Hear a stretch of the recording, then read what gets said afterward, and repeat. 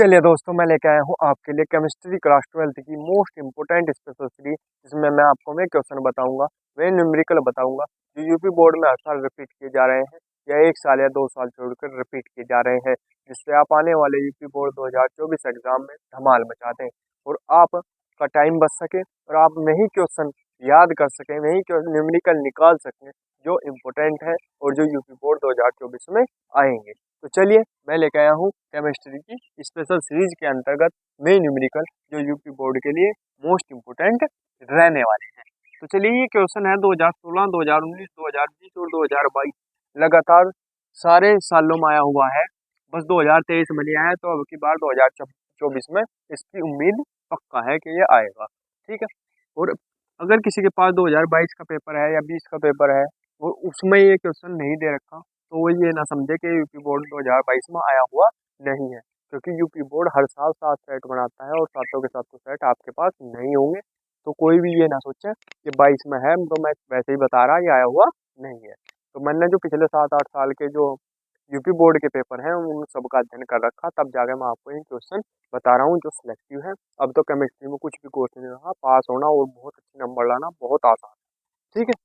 ठीक है, तो चलिए देखते हैं क्वेश्चन। अब की बार 2023 में नहीं आया है, तो पक्के चांस है अब की बार 2024 में ये क्वेश्चन आएगा। ठीक है। सत्यापन करें कि प्रथम कोटि की अभिक्रिया की 99.9% अभिक्रिया पूर्ण होने में लगा समय अर्ध क्रिया के पूर्ण होने में लगे समय का 10 गुना होता है। मान लिया क्या कि जो समय बताना हमें समय बताना वो कितना होना चाहिए, जो अर्धायु काल है उसका कितना गुना, 10 गुना होना चाहिए। यह हमें सिद्ध करना, सत्यापन करना यानी सिद्ध करना। ठीक है। तो बदल के कुछ भी दे सकता है वो पर्सन, लेकिन इंपॉर्टेंट पर्सन है। लेकिन ऐसे ही ऐसी टाइप का अगर कोई और सा पर्सन होगा तो उसे भी आप सोल्व कर सकते हैं। तो चलिए मान रख देंगे। पहले तो क्या देखेंगे, प्रथम कोटि की अभिक्रिया की 99.9% अभिक्रिया के पूर्ण होना। ठीक है। पूर्ण कब हुई, पहली बात तो प्रारंभिक सांद्रता कितनी होगी इसकी, प्रारंभिक सांद्रता पहला क्या कितनी रही होगी, 100, तभी तो इतने परसेंट पूर्ण हुई है। ठीक है। कैसे कितनी रही होगी, परसेंटेज कितने का हो, 100 का, तो प्रारंभिक सांद्रता कितनी मान लेंगे हम, 100। ठीक है। और टी समय पश्चात यानी ए माइनस एक्स निकाल लेंगे। ए माइनस एक्स क्या समय, इतने समय के बाद यानी। ठीक है। तो फिर कितना होगा ए माइनस एक्स यानी 100 क्या है टोटल ए, और एक्स कितना है जितनी वो पूर्ण हुई। तो 100 माइनस 99.9 कितना बचेगा, 0.1। ठीक है। ये तो हो गया ए और ए माइनस एक्स। ठीक है। अब हमें निकालना क्या, पहली बात तो हमें ए का और ए माइनस एक्स का इसमें मान रखेंगे। पहले तो ए करेंगे। ठीक है। उसके बाद देखेंगे आगे। लिखो ए बराबर 2.303। फिलहाल तो हमारे पास टी का मान भी नहीं है, तो टी ऐसे कैसा ही, टी तो हमें निकालना, प्रूफ करना कि 10 गुना हो टी आपका यानी अर्धायु काल का। तो log 10 ए का मान कितना, 100 बटे ए माइनस एक्स 0.1। ठीक है। ये हो गया। अब पॉइंट हटा लेंगे और यहाँ 0 बढ़ा लेंगे, तो ये कितना हो गया, ए बराबर 2.303 अपॉन टी log 10 और 1000 हो गए। ठीक है। ये तो हो गया 1000। अब आगे देखें, अब क्या करेंगे, देखो ये बराबर 2.303 बटे टी log 10, ये जो 1000 है इसे क्या लिख सकते हैं हम, 10 की पावर 3। ठीक है। 10 की पावर 3। और जो लोग का जो वो रूल है वो क्या है, लोग क्या लेना है, पावर को अपने बराबर में इस साइड गुणा में आ जाएंगे लोग। ठीक है। तो क्या लिखेंगे, ये बराबर 2.303 बटे टी, ये जो 3 है पावर में, ये कहाँ जा लोग में, यहाँ गुणा में, इसके बराबर में क्या हो जाएगा, log 10, ये कितना बचेगा 10, पावर हट जाएगी, पावर कहाँ आ जाएगी, इसके साथ गुणा में। ठीक है। ये लोगों का नियम है। ठीक है। यहाँ तक सही है।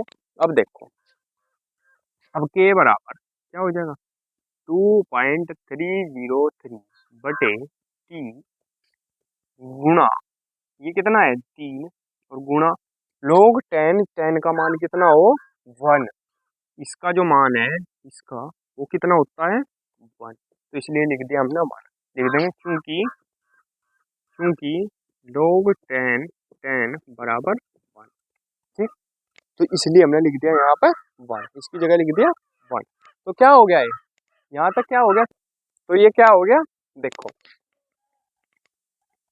अब कितना हो गया देखो, यहाँ से हमने देखा k बराबर क्या हो गया, k बराबर 2.303 बटे टी गुणा टी, ये आ गया k बराबर। ठीक है, अब हमारे पास हमें क्या निकालना, अर्धायु का जो t का मान है ये काहे के बराबर निकालना, अर्धायु से। अब जो हमारे पास अर्धायु का फॉर्मूला होता है कितना होता है, ये दो फॉर्मूले इस चैप्टर के मोस्ट इंपोर्टेंट हैं। अर्ध आयु काल का जो फॉर्मूला होता है T1/2 बराबर होता है 0.693 बटे सॉरी के। ठीक, ये होता है, क्या होता है, अर्धायु काल टी हाफ बराबर 0.693 अपॉन के। ठीक है, ये हो गया। अब देखो, अब हम क्या करेंगे, इसमें जो के का मान निकाल लेंगे हम यहाँ से। के का मान क्या हो जाएगा, यहाँ से देखो बताओ के का मान क्या, के का मान क्या हो जाएगा, ये जो के है ये कहाँ चला जाएगा, यहाँ, और टी आप यहाँ आ जाएगा, तो क्या हो जाएगा, ये क्या फॉर्मूला बनेगा, के बराबर यहाँ से ये बराबर बनेगा 0.693 अपॉन जो टी हाफ है ये कहाँ आ जाएगा, यहाँ, यानी ये तो यहाँ चला जाएगा और ये यहाँ चला जाएगा, जैसे क्रॉस मल्टीप्लाई में होगा। ठीक है, फॉर्मूला ऐसे ही तो बनेगा के का। अब के का जो मान है हमारे पास ये कितना आया, ये मान रख देंगे के की जगह।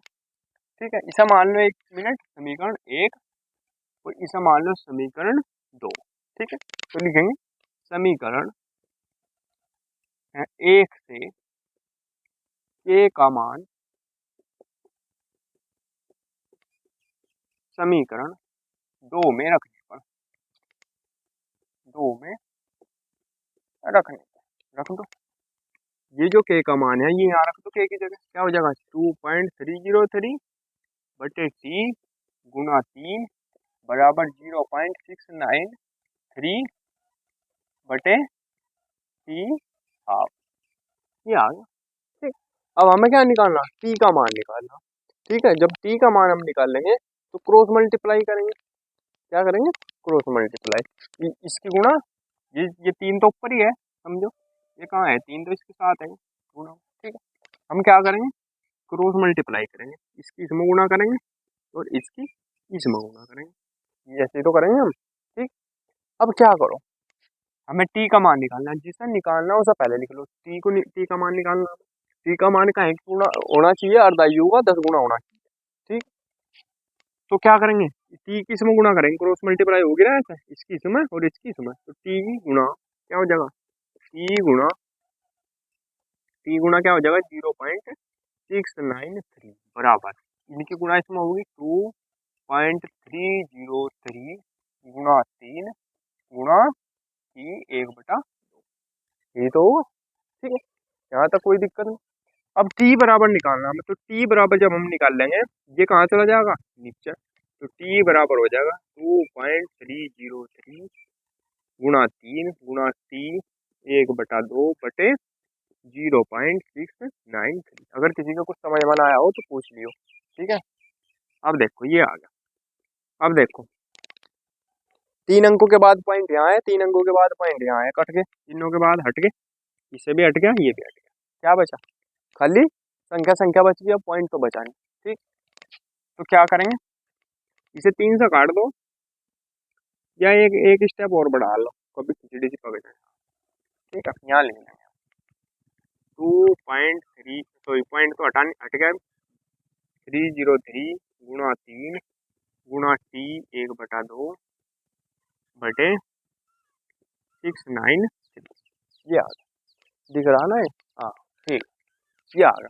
अब क्या करो, इसे 3 से काट दो, कितना आ जाएगा, 3 दूनी 6, 3 तिया 9 और 3 एकम 3, अगर 3 से इसे काटते हैं हम, 3 दूनी 6, 2 आ गया, 3 तिया 9, 3 आ गया, 3 एकम 3, 1 आ गया। अगर किसी के पास काटना नहीं आता तो भाग कर ले करो, 3 से इसे भाग कर लो, तो यही आओगा 231। ठीक है, अब 231 आ रहा, अब जो 231 है, ठीक है, अगर इसे लगभग में 10 तक गुणा करेंगे, देखो 231 है, अगर हम देखें कि भाई हमें 10 तो गुणा करनी है, यानी 10 से भाग करनी, इसे इससे भाग करो। देखो 231 की गुणा करेंगे हम, 231 है, इसकी 10 से गुणा करेंगे तो क्या हो जाएगा, 231 10, यानी 2310 आ जाएगा।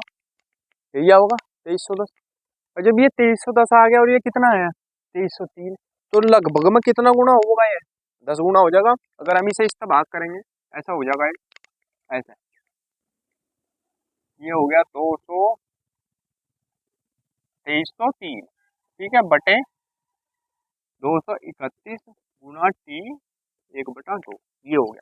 तो लगभग में 10 आ जाएगा इसे इससे भाग करके, क्योंकि अगर 10 तक गुणा करें हम तो कितना आवे 2310 आवे, 7 7 का ही तो फर्क है, तो मिनिमम लगभग में कितना आ जाएगा 10। तो क्या हो जाएगा, ये हो गया प्रूफ, 10 टी हाफ कहे के बराबर है टी के। तो ये हमने पूरा प्रूफ कर दिया कि जो ये टी है समय वो कहे के बराबर होगा, 10 गुणे के बराबर होगा अर्धायु काल के। ये प्रूफ है, ठीक है। इसका स्क्रीनशॉट ले लेंगे, कुछ समझ में ना आया तो कमेंट करके बताओगे, मैं समझा दूंगा।